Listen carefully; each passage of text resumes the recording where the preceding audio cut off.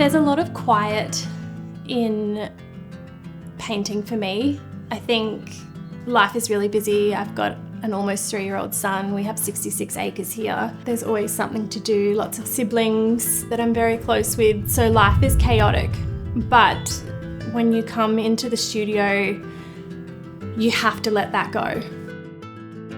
The first portrait I did with the cowboy hat, I remember when I stepped back from that painting being so excited about how it looked and how much it had meant to me growing up in the country, to have brought that little bit of country bumpkin into a painting that I felt was really quite fashionable. And it kind of kicked off this idea that that could definitely be my style. And I've incorporated that cowboy hat into every painting I've done since.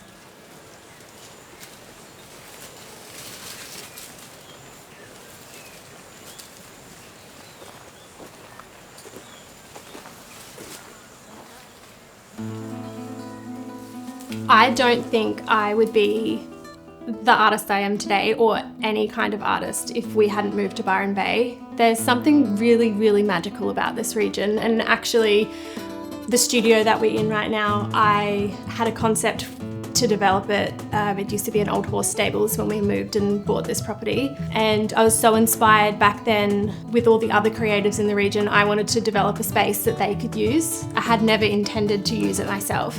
And then, yeah, like I said, I got into it after I had my son in the early days postpartum. Now the space is mine. So it's transformed a little bit in that regard. Yeah, I definitely owe it all to Byron.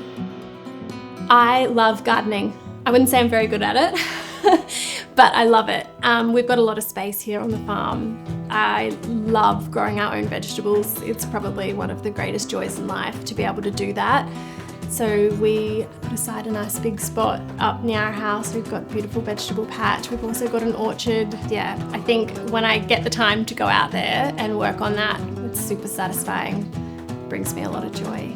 I've really worked on trying to incorporate my country aesthetic into a bit more of a fashionable scheme. I'm really drawn to getting my inspiration from beautiful houses that I admire, thinking about perhaps what would look good on a wall in a home that I think is beautiful.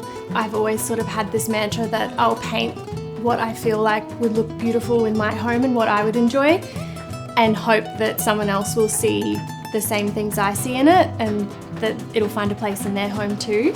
I do hope that people, when they buy my art, feel that it's timeless, and also feel that it brings some sort of warmth and joy and life to their home.